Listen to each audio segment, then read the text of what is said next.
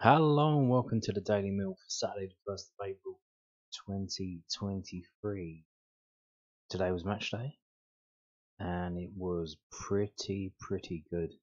We didn't win the game, we drew, we dropped 2 points, but we played a team that's chasing us in the playoffs. So to cause them to drop 2 points as well is very important, and it's left us with bit of a buffer zone to the spaces below us, which means that we can afford to slip up once, and it won't immediately bugger everything up for us. We've still got another chance to go again. So, as predicted by myself in the preview video yesterday, I predicted that I thought it would be a 0-0 draw, and lo and behold, it has come to pass. So West Brom 0-0. This is from the southernnews.co.uk. It's the match report on today's game. The Lions moved up to 5th in the Championship despite failing to beat the Baggies at the Hawthorns. Yes, very interesting failing, because we were the better team. We had the better chances. We restricted them to one shot on target. That wasn't even had to be saved by the goalkeeper's blocked before it even got to him. So George Long didn't have a save to make. We had some very good chances. One falling to Zion Fleming, obviously going to be mentioned in the match report, but Zion Fleming broke through from the guy that was trying to tackle him, came through onto goal, had to take a shot very quickly, otherwise he would have got caught, and he shoots it right in the goalkeeper's face. So if he would have put it either side of him, it could have been a different story, but hey ho. So here we go. So Millwall returned from the international break with a goalless draw against West Brom. The Hawthorns, the Lions were bombarded in the first half and struggled to lay a glove on the hosts, who themselves were lacking the cutting edge in front of goal. Jed Wallace, John Swift and Adam Reach all had good chances to score, but failed to test George Long. The second half was different as Millwall woke up and started to attack the game. They were unlucky to have not found the back of the net around the hour mark, and Tom Bradshaw coming the closest to the opening goal. The Baggies had the better chances as the clock ticked towards full time, but they were unable to break through the visitors' defence as the game ended level. Match details. Given what was on the line, the game started with a fiery atmosphere and a real tempo. Mill had the first real chance of the game when they won a corner in the second minute, which George Honeyman played low to Ryan Led on the right side of the box. The midfielder let rip, but his shot cannoned into a defender and allowed West Brom to counter, but Jed Wallace wasn't unable to keep the ball in play. 5 minutes later, the host started to threaten from corners, with Adam Reach forcing a save from George Long, his curling delivery from going straight in. His second effort was met by the head of Manuel Chalabar, who headed just over the bar. The Millwall's play wasn't quite linking up, with Zion Fleming dumbing a free ball from Duncan Watmore into the path of Tom Bradshaw, whose touch was too heavy to create a chance. 7 minutes after that, the Baggies went close to finding an opener when Brandon Thomas-Asante cut inside and beat Charlie Cresswell, setting up John Swift to fire a scuff shot past the post. Jed Wallace showed his determination to score against his former team, smashing an effort into Charlie Cresswell from the throwing the 23rd minute. Soon after, he was played through after West Brom capitalised from a horrendous double corner, but they played the attack into an offside position. West Brom had one last big chance before the break when they played a throw-in down the right. Okay, Kuzlu was played. Did he dictate this into I think he dictated this and it's typed it out. Yoksu was played through near the box, crossing the ball low for Wallace to once again shoot the ball straight at Cresswell before Reach fired the rebound narrowly past the post. The start to the second half was tepid compared to the first half, but it livened up in the 51st minute when Thomas-Asante blasted a fierce effort over the crossbar from distance, with Danny McNamara booked for a foul in the build-up. It arguably woke Millwall up even more than the host, Honeyman lifting the shot over the bar from the free kick soon after. The Lions had a glorious chance to score just after the hour mark when Eric Peters went down with a head injury, but the referee allowed the visitors to play on. Saville picked up the ball down the right, crossing for Bradshaw to head into the gloves of Griffiths. The goalkeeper had to deny Fleming's tame header seconds later, but it was undoubtedly their best period of the game. It wasn't a surprise to see West Brom spring to life, albeit they were not pelting Millwall like they did in the first half. Saville had to take one for the team to stop Thomas' Sandy counter, picking up a yellow card in the 72nd minute. West Brom's last real chance came 3 minutes before full time when Ryan Leonard's tackle played substitute Daryl Dyke into the box down the left. Long rushed out to clatter the striker for what looked like a certain penalty, but the linesman raised his flag for offside. And let's go over to the Mill website for the full team, including substitutes. The team now, interestingly enough, Mr. Vogelsam was dropped to the bench. Once his contract's been extended, now he starts to get dropped to the bench. Is that why he was playing so much? Just to get that contract signed and sealed and over the line? Maybe, maybe not. So the team was Long, Cresswell, Murray Wallace, McNamara, Cooper, Fleming, Honeyman, Watmore, Saville, Leonard, Bradshaw, and the subs were Malone, came right at the end of the game for Charlie Cresswell, who picked up an injury, a head injury, so he may be fine. It's just his head, not his legs.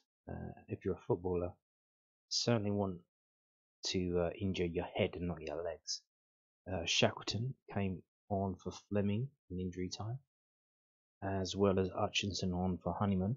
Burke came on for Watmore in the 63rd minute, and Vogelsama came on for Bradshaw in the 84th minute, and the unused subs were Biakovsky and SA. So back to southernnews.co.uk for the takeaways. A point will do. Given the results elsewhere, more on that later, because those results were absolutely gold star for Millwall today in the rest of the league, and more on that later. A draw for Millwall is far from the end of the world. The Lions are in a great position heading into their Easter Friday clash with Luton Town, which will be equally as difficult as what they face today. The two games are the real test, and Rowett's men are certainly better off than they were. A clean sheet and a tough game. Trip to the Hawthorns and West Brom's current form is almost as tough as it gets in the Championship. As a result, a clean sheet must feel like a huge accomplishment for Millwall, who can certainly take positives from the way they play. The big performance they put in ahead of the clash with Luton. Honeyman's big improvement. George Honeyman has been a regular on the right flank in recent games, but his attacking contributions have not been great. However, his work rate this afternoon was second to none, and his delivery from set pieces caused West Brom a lot of issues. In bigger games, his running really helps the Lions, who sometimes need someone to do the hard yards and cover in wide areas. He was vital today. So there you go. So obviously,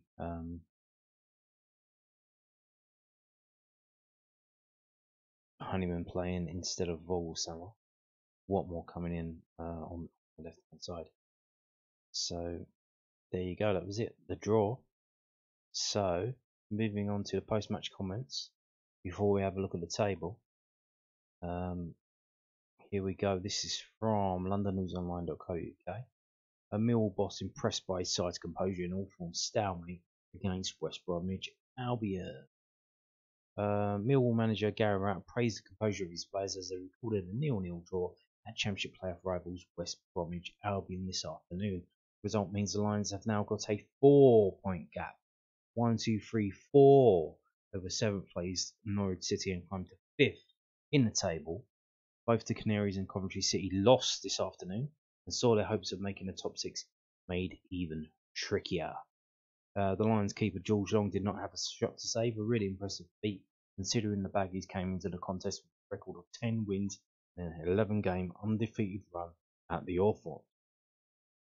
Mill had a strong start to the second half. Well, we already know what happened in the game because I read the match report. There was 6 minutes of added time on at the end, which became even more after Charlie Cresswell needed treatment after suffering facial damage in an aerial duel, but there were still not too many fault moments as the Lions got across the finish line. Rowett said, "We were aware of the size of the task. If you look at the home game since Carlos has been in charge, they've won 10, lost 1 and conceded 3 goals. It's an absolutely ridiculous record. We knew that if we were going to get anything out of the game, we'd have to play well. We played well, a lot of composure. They were a team that wants to press you initially and then drop into shape, and we bypassed that press. We had the composure to play around the press. Lenny and Sav showed that calmness and experience. I was really, really pleased with how we played. We started well in the first 15 minutes, and then they had a spell. They'll always have those moments where they're looking bright with the likes of Jed, Swifty, Ricci, just in those pockets in and around the midfield where it's quite difficult. Sané, his pace just caused us some problems. I can't really remember any saves that Longy's had to make. We looked fairly comfortable.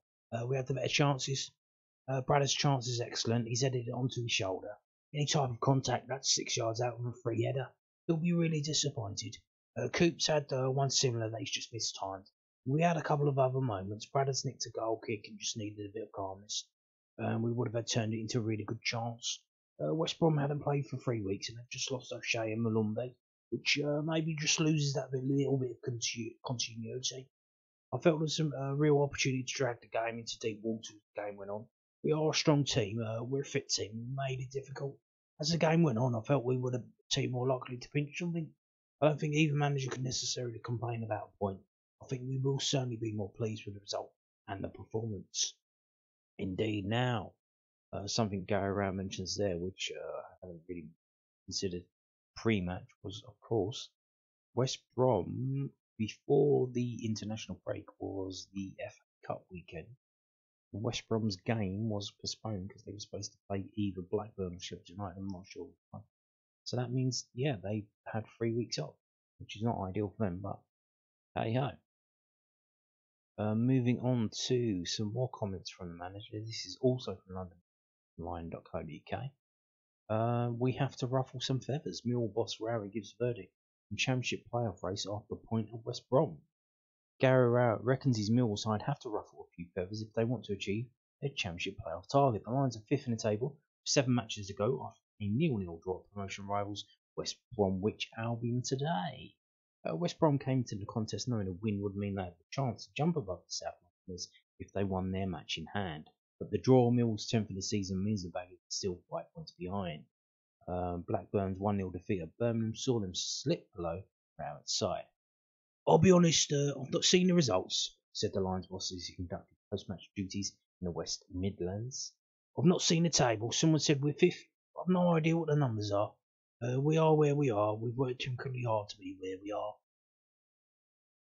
We are where we are because 2,200 of our fans follow us, and as a club, we're trying to do something together in a really positive way, and we're working really hard. Also, we understand what we are. We have to ruffle a few feathers. We've come to West Brom and we've got to put a few tackles in. We've got to get people complaining about stuff because that's the game. But Cressy gets an elbow in the face with 30 seconds ago. But who cares? It's the game, it's the championship, it's a nutritional league, it's a physical league. We've worked hard to be where we are. 7 games left. I don't think you're going to be out of touch. I don't think you're going to be miles off teams and sitting pretty 3 games to go. We've just got to keep chalking up these points. So there you go. Yeah, some more from Gary Rowett. Apparently we are where we are. Exactly, mate. Now, we are where we are. Well, where is that? Well, before we get to that, let's have a look at the results from the rest of the teams. There's no games tomorrow, I believe, because otherwise it'd be here. So all the games have been played this match round. Now, we were all kind of disappointed in the last result against Huddersfield. They're losing at home to them 1-0. Well, apparently, they're actually pretty good now. They've got a decent match. Neil Warnock. Because they were losing to Middlesbrough and ended up winning 4-2, which is incredible. So I hope they've got to play some other teams in and around us. But there you go. Now Coventry, who are also chasing playoff place, they lost at home to Stoke. They lost 4-0 to Stoke. So Stoke, something's happening there. As mentioned previously, Birmingham beat Blackburn 1-0, which is fantastic. And what else have we got? We've got Norwich losing to Sheffield United, which is good for our playoff hopes. Not good for us getting second, but that was a pipe dream to be honest. Well, realistically, we're just aiming for the playoffs. The one result that did not go our way was lucky Luton winning 2-0 at 2-0 against Watford at home in the lunchtime game. So that was the only result that went against us, to be honest. The rest, it was absolute gravy all day long. So here we go. Here's where the table is. Mill 5th. We went up a place because we got a point and Blackburn didn't get a point. So we're now equal on points with Blackburn, but we have better goal difference than them because they lose so many games and they've only drawn 4 games. It's insane. But hey, it is what it is.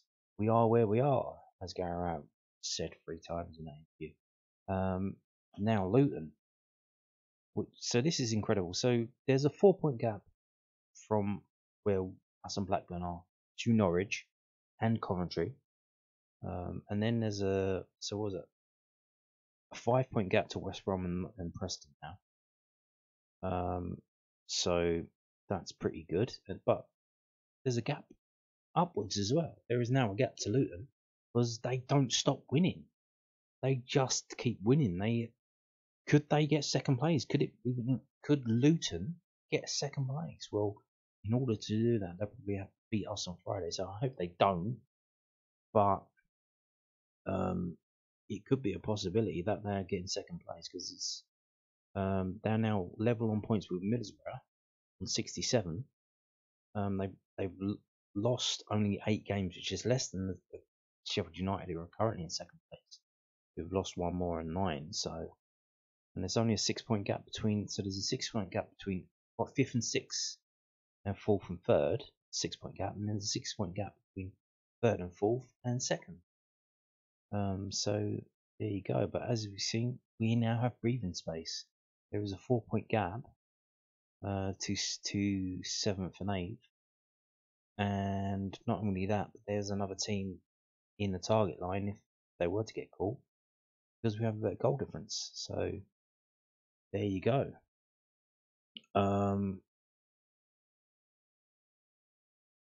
Yeah, pretty good stuff, mate. Pretty good stuff, even though it was a draw today.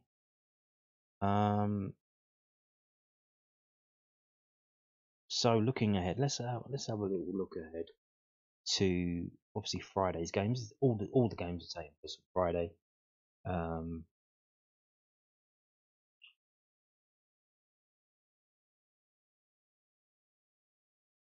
So yeah, there's a full round of game on Friday.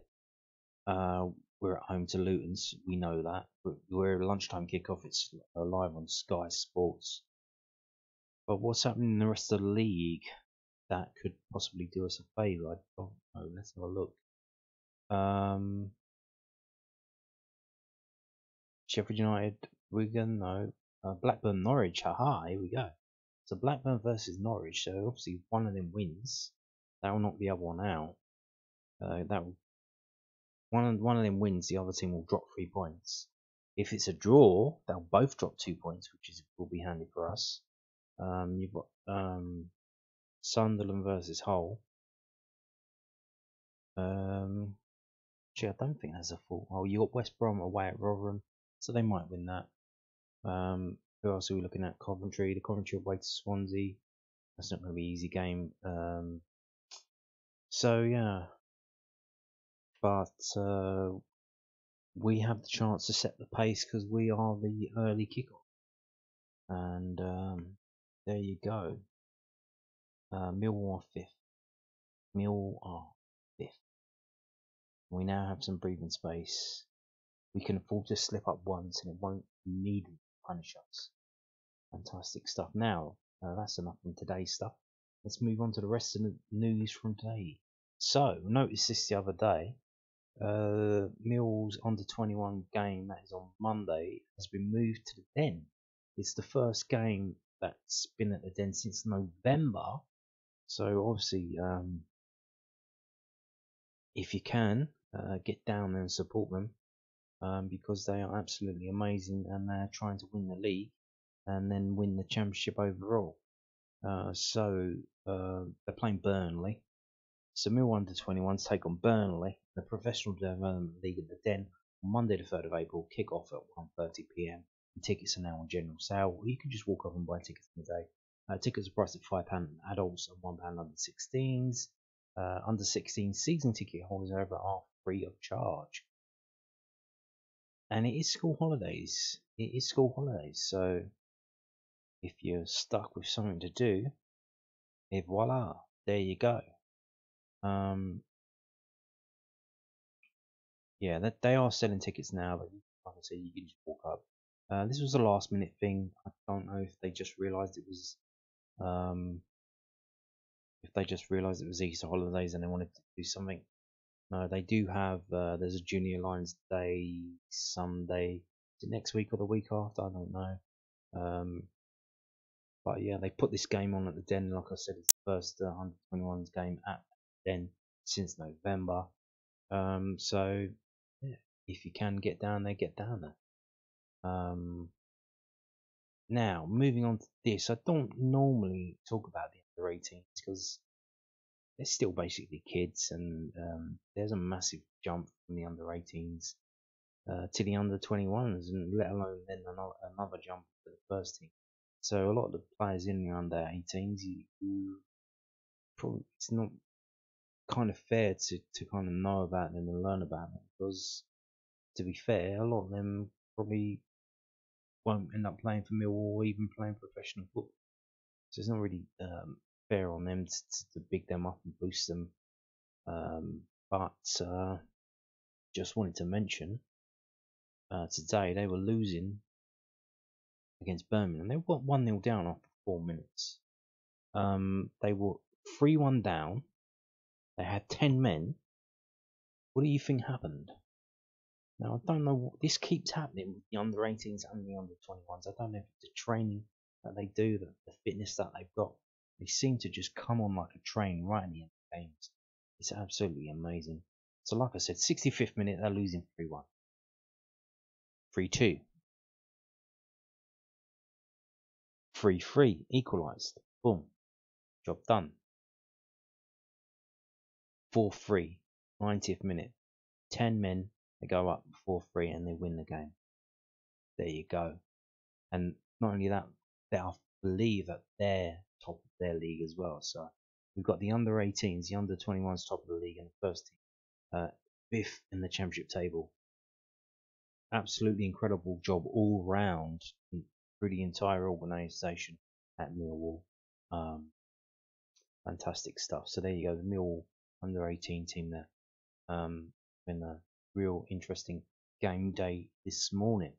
Now, moving on to this final story, we're going to end with this from londonnewsonline.co.uk. Put up this morning, details revealed of how much Millwall paid in agent fees and where that puts them in the championship list. So Millwall paid just less than £750,000 in agent fees for the period between February 22 and the end of January 23 championship. So that's what is that? Basically, the summer. It's a summer window, and the January transfer window just gone.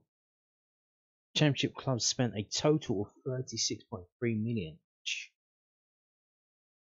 goes to show as well what we're up against and how well a job that we're doing that we're fifth in the table. Six clubs spent lower amounts than the Lions, whose total was £742,000, 507. Burnley, Norwich, and Watford all paid in excess of £4 million. That's Burnley, who are top of the league, and that's Norwich and Watford, who are both below us. They paid £4 million just to agents in fees. The lowest spenders were Reading, and you know why that is because they have a transfer embargo on. So what is this? It says 6 clubs spent lower amounts than Millwall. I think there's how many clubs we've got with transfer embargoes on? I think we've got Wigan, Reading, Birmingham, and Sheffield United too expensive. 4 of those teams were restricted from spending money, so they probably would have if they could have. So we would have been even lower. Millwall made 6 signings in that period, including club record signing Zion Fleming. Other additions included Andreas Vogelsammer, Duncan Watmore, Doman Maku, Benik Bogie, and George Honeyman. Payments and transactions involving intermediaries registered in England from February 1, 22 to January 31, 23 were published on Friday in accordance with FIFA regulations on working with intermediaries. It also showed that there were contract extensions for Billy Mitchell, Murray Wallace, Tyler Berry, Danny McNamara, George Long, and Bart Biakowski. So there you go. I haven't seen this. I guess if it's published, we can see it. I should probably have looked into that, maybe in tomorrow's video. But for now, thank you very much for watching, and goodbye.